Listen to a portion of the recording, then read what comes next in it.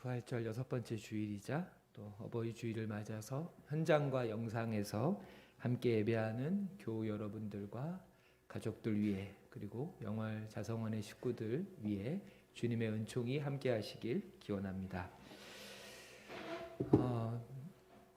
가톨릭 신학자인 조세 피츠마이어는 이 바울의 다메섹의 체험을 회심으로 봐야 할지 또는 부르심으로 봐야 할지에 대한 현대 성서 신학자들의 논쟁을 소개하고 있습니다.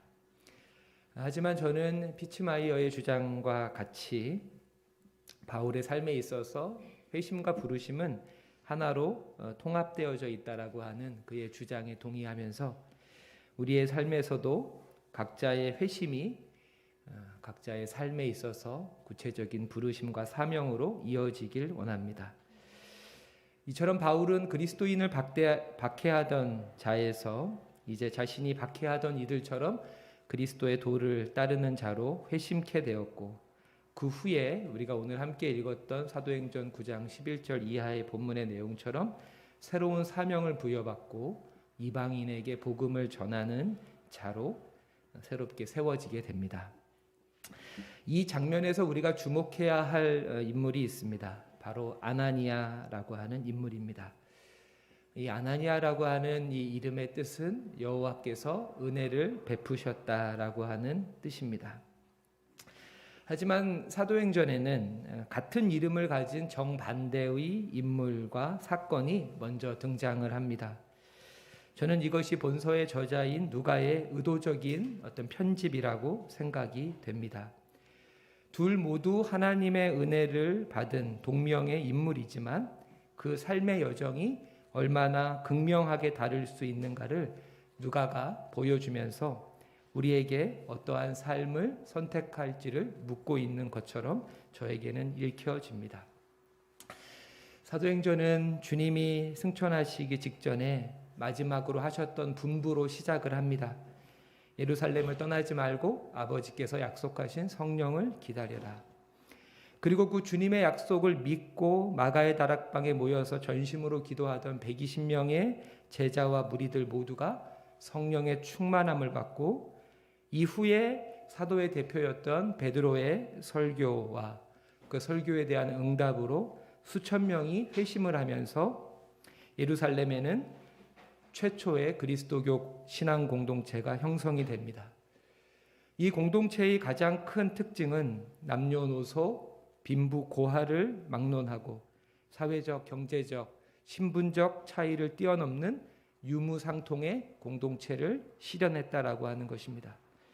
모두가 하나님의 은혜 안에서 각각의 은사를 따라 서로를 섬기며 한 몸이 되었고, 그렇게 세상 속에서 하나님의 사랑을 전했습니다. 특별히 소유에 대한 욕망과 집착, 그로 인한 차별을 극복했을 뿐 아니라 구약의 신연법이 담고 있는 하나님 나라의 경제적 평등을 적극적으로 성취한, 어찌 보면 유일무이한 공동체로서 우리 앞에 제시되고 있습니다. 로마 시대 역시 오늘날과 다름없이 부자들이 존경을 받지 못했습니다. 그들은 탐욕과 불법의 대명사처럼 여겨졌습니다. 하지만 많은 소유를 가진 그리스도인들이 성령을 받고 하나님의 뜻과 사도들의 가르침에 순종해서 자신의 모든 소유를 사도들에게 위임했고, 사도들은 공동체 안과 밖에 가난한 이들을 위해서 이 물질을 사용했습니다.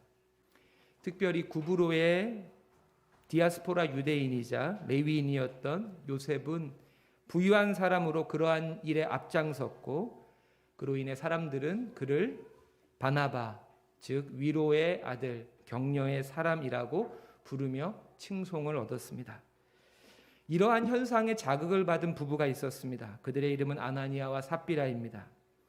그들 역시 바나바처럼 큰 존경과 명예를 얻고자 했지만 그에 따르는 희생과 헌신은 맞듣지 않았습니다. 그래서 그들은 땅을 판 재산을 모두 기부한 것처럼 공동체와 하나님을 속였습니다. 그리고 이 일로 이 부부는 하나님의 심판을 받게 됩니다. 다소 자극적으로 들려지고 묘사된 이 사건은 성령 강림으로써 비로소 실현된 그리고 역사 앞에 드러나게 된 종말론적인 신앙 공동체의 그 순수성을 보존해야 한다는 강력한 교훈을 담고 있습니다. 특별히 이 교훈에 대해서 사도행전 5장에서는 아나니아 삽비라 부부가 부정적인 사건을 통해서 이 교훈을 드러내고 있다면, 오늘 우리가 함께 읽은 사도행전 9장에서는 또 다른 아나니아가 등장해서 긍정적인 차원으로 그 교훈의 의미를 우리들에게 설명해 주고 있다고 생각을 합니다. 바울이 다메섹으로 가던 길에서 사울아 사울아 내가 왜 나를 핍박하느냐라는 하늘의 음성을 듣고 있을 바로 그때 동시에 다메섹에 있던 그리스도의 제자 아나니아에게도 주님의 음성이 들려옵니다. 주님께서는 아나니아야 라고 그를 부르셨을 때 그는 즉시 주님 제가 여기에 있습니다. Here I am, Lord 라고 답을 합니다. 이 말은 구약의 선지자들이 했던 고백처럼 주님께서 무슨 말씀을 하시든지 저는 그것에 따를 것입니다 라고 하는 전적인 복종의 고백입니다. 주님은 그렇게 고백했던 아나니아조차도 곤란할 수밖에 없는 부탁을 그에게 하십니다. 내용인즉 다메섹에 있는 직가 고든 길이라고 하는 거리에 있는 유다의 집으로 가면 다섯 사람 사울이라고 하는 자가 앞을 보지 못한 채로 기도하고 있을 것인데 너는 그에게 가서 그의 눈을 띄우고 그가 하나님께서 이방 사람을 위해 택한 자라고 하는 나의 음성을 전해라 라고 하는 것입니다. 이 말씀을 들은 아나니아는 잠시 주저합니다. 아니요, 13절 14절을 보면 즉각적으로 불만을 표시합니다. 그의 불만은 충분히 이해가 되는 모습이죠. 그는 이 사울이라고 하는 악명 높은 인물을 이미 알고 있었기 때문입니다. 아마도 아나니아의 동역자들 중에도 바울의 박해와 핍박으로 고통을 겪고 있는 자들이 있었을 것입니다. 이런 자는 하나님의 심판을 받아도 부족할 터인데 그가 하나님을 찾기도 전에 하나님이 그를 부르시고 심지어 자신처럼 하나님의 일꾼으로 그를 사용하시겠다라고 하는 이 주님의 뜻을 받아들이기는 쉽지 않았을 것입니다. 그럼에도 불구하고 그는 사사로운 감정과 묵은 원한을 내려놓고 하나님의 뜻에 순종합니다. 20세기 중반에 미국의 한 무명의 그리스도인이 했다라고 하는 기도가 있습니다. 사랑의 하나님, 그 이상도 그 이하도 아닌 다른 어떤 것도 아닌 오직 당신의 뜻만 이루소서라고 하는 기도입니다. 사실 이게 영어 기도거든요. Dear God, Your will, nothing more, nothing less, nothing else. 아멘이라고 하는 기도입니다. 우리의 오해와 고민, 또 우리의 불신과 갈등, 반목과 염려, 두려움을 넘어서 주님의 뜻을 이루고 그 뜻에 순종하는 저와 여러분이 되시길 바랍니다. 아나니아뿐 아니라 환상 체험 이후에 일시적으로 실명을 하게 된 바울이 머물고 있던 유다의 집 역시 주님의 뜻에 순종한 그 순종의 귀한 본보기가 됩니다. 유다라는 이름과 같이 그 집은 다메섹에 거주하던 디아스포라 유대인 가정이었을 것이며 또한 회심한 바울을 받아들였다는 점에서 바울보다 앞서 회심을 경험한 그리스도인 가정으로서 요약하면 유대계 그리스도인, 주이시 크리스찬 가정이었을 것입니다. 아마도 다메섹 도상에서 공경에 처해 있는 바울 곁을 지나던 무명의 그리스도인이 그를 데려다가 다메섹의 유력한 그리스도인 가정이었던 이 집에 데려다 놓은 것일 수도 있고, 아니면 유다 집의 한 구성원이 바울 곁을 지나다가 그를 발견하고 자신의 집으로 데려온 것일 수도 있습니다. 구체적인 경위가 어찌되었건 분명한 것은 이 유다 집에 이 유다의 집이라고 하는 이 가정이 어떠한 가정인가 하는 점은 우리가 충분히 엿볼 수 있습니다. 왜냐하면 앞서 설명한 대로 바울은 당시에 그리스도인들에게는 요주의 인물이었기 때문입니다. 그가 자신의 회심의 경험을 유다의 가족들에게 고백했다 해도 그것을 액면 그대로 믿기 어려운 것은 자칫하면 다메섹에 있는 그리스도인 공동체 전체가 드러나서 박해의 대상이 될 수 있는 위협을 무릅쓰는 행동이기 때문에 그렇습니다. 그럼에도 불구하고 유다의 집은 예상 가능한 모든 위험을 무릅쓰고 바울을 자신의 집으로 받아들입니다. 사도행전의 상권격인 누가복음 11장에 보면 여러분이 잘 아시는 선한 사마리아인의 비유가 등장합니다. 그리고 저는 오늘 본문의 사도행전 9장에서 유다의 집과 아나니아가 자신의 형제로 또 그리스도 공동체의 한 일원으로 바울을 받아들인 이 사건은 선한 사마리아인의 비유의 실사판처럼 저에게는 생생하게 다가옵니다. 그리스도인의 정체성 그리고 또 신앙 공동체의 특징이 바로 여기에 있어야 합니다. 고통받는 이웃이 있다면 그의 정체나 그의 과거를 묻지 않고 즉각적으로 그에게 도움의 손길을 내미는 것입니다. 설령 그것이 우리에게 배신과 배반으로 이어진다 할지라도 말입니다. 최근에 우리 공동체 안에서도 그와 같은 일이 있었습니다. 제가 미리 당사자에게 양해를 구하고 여러분들에게 이 이야기를 전해드립니다. 지난 4월 4일 부활주일 예배 후에 김지섭 형제가 저에게 이렇게 잠시 시간을 요청했습니다. 부활절을 맞아서 현장 예배에 참석한 교우들이 여럿 계셨기 때문에 시간이 없는 중에 지섭이가 시간을 요청해서 교육자실에서 서서 잠깐 대화를 나눴습니다. 얘기는 이러했습니다. 본인이 지섭이가 주중에 아르바이트를 마치고 집으로 돌아오는 길에 집 앞에 미아역에서 한 엄마와 딸아이를 만났는데 그 엄마가 지섭이에게 다가와서 우리 집이 포천이라면서 차비를 좀 줄 수 있냐라고 하더라는 겁니다. 지섭이는 그 엄마의 수법이 뻔히 보였지만 코로나19 상황임에도 불구하고 모녀 둘 다 마스크를 하지 않고 있었고 잠시 나눈 대화였지만 그 딸아이 엄마의 모습이 정신적으로 정상이 아닌 것처럼 보였고 무엇보다 그 딸아이의 모습이 눈에 밟혀서 그날 자신이 받은 하루 일당의 절반인 5만 원을 그 자리에서 그 모녀에게 계좌로 송금해 줬다면서 혹시 오늘 제가 부른 특송에 대한 사례비가 있다면 자신이 받아둔 그 어머니의 계좌로 전해줄 수 있냐면서 저에게 꼬깃꼬깃 구겨진 종이 한 장을 건넸습니다.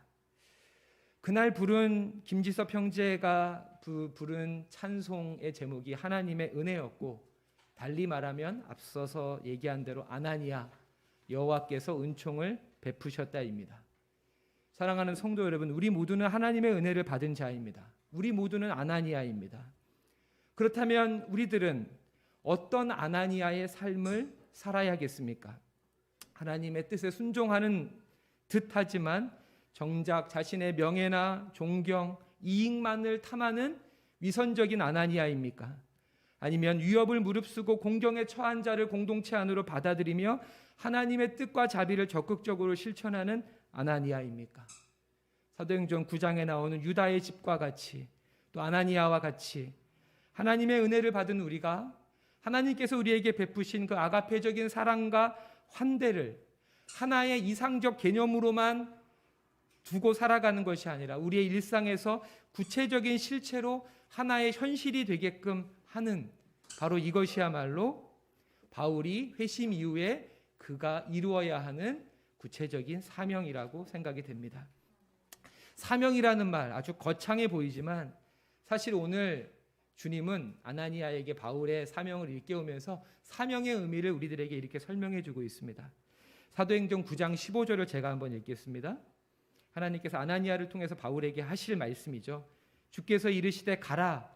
이 사람은 내 이름을 이방인과 임금들과 이스라엘 자손들에게 전하기 위하여 택한 나의 그릇이다. 여기서 전하다 라고 번역된 단어가 헬라어로 바스티조인데요. 이 단어는 매다, 짊어지다라는 뜻입니다. 풀어서 이야기하면 바울, 그는 내 이름을 짊어지고 내 이름을 메고 이방인에게 갈 사람이다 라는 뜻입니다. 여러분, 사명이란 무엇입니까? 언제 어디서나 주님의 이름을 짊어지고 사는 것입니다. 하나님의 은혜를 받은 자로서 복음에 합당한 삶을 사는 것입니다. 성도의 책임을 다하는 것, 복음에 합당한 삶을 사는 것, 하나님의 은혜 받은 자로 사는 것, 부담스럽고 무거운 삶처럼 여겨질 것입니다. 하지만 그것은 낯섦이 주는 염려일 뿐, 실제로 주님의 뜻에 순종하는 그 삶에는 진정한 자유와 진정한 가벼움과 평화와 기쁨이 있습니다. 지난주에 아이들과 이번 주 중에 동물이 아니죠. 동굴 박물관에 갔습니다.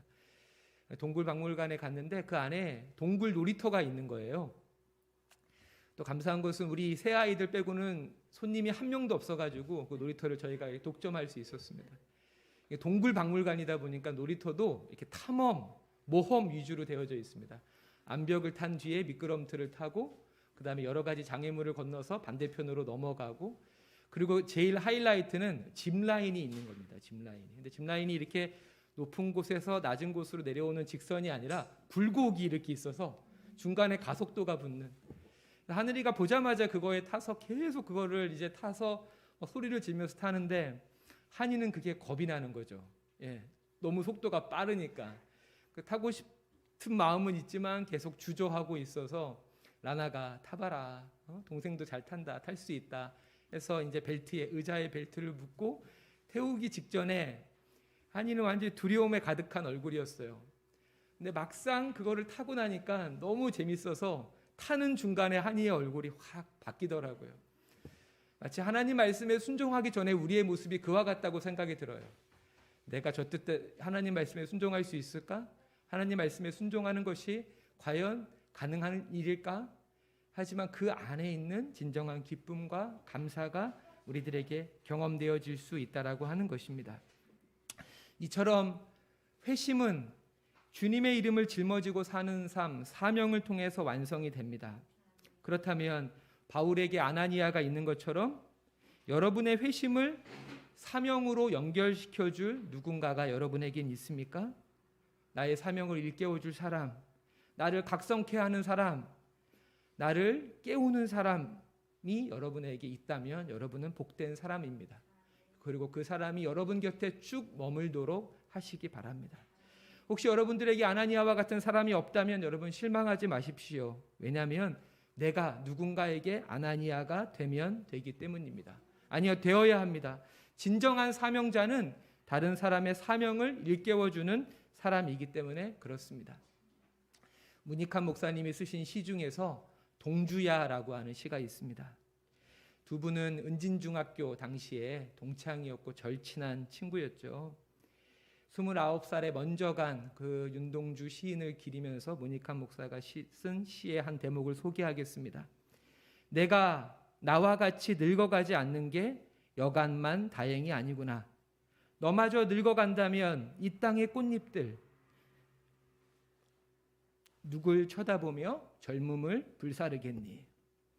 사랑하는 성도 여러분, 여러분의 삶에 꺼져가는 불씨를 밝혀줄 누군가가 있습니까? 여러분은 여러분의 삶과 여러분의 신앙이 다른 누군가에게 불씨가 되어주고 있습니까? 하나님의 은혜 안에서 복음의 능력을 신뢰하면서 여러분에게 주님께서 맡기신 그 사명의 삶을 담대하게 그리고 즐겁고 유쾌하게 살아가는 저와 여러분이 되시기를 부탁드리겠습니다. 기도하겠습니다. 그치지 않는 자비하심으로 우리에게 항상 큰 은혜를 베풀어 주시는 아버지 하나님, 우리가 살면서 한량없는 은혜에 둘러싸여 살아갑니다. 초록으로 가득한 자연의 품 안에서 어머니 아버지의 사랑과 희생으로 마련된 이 든든한 가정의 울타리 안에서 주님을 머리로 모시고 믿음의 경주를 다하는 신앙 공동체와 함께함이 감사이고 또 기쁨입니다. 주님, 우리가 하나님의 이름과 나라를 위해 부름받은 이 사명자임을 잊지 않게 해주십시오. 그 사명을 다하는 우리의 가정, 유다의 집과 같은 가정, 그리고 다메섹의 그리스도인 공동체와 같은 우리 교회가 되게 해주십시오. 자신을 경외하는 자에게 대대로 자비를 베푸신다는 주님의 말씀처럼 우리의 삶에, 우리의 교회에 주님의 자비가 넘치는 은혜가 있게 해 주십시오. 예수 그리스도의 이름으로 기도드립니다. 아멘.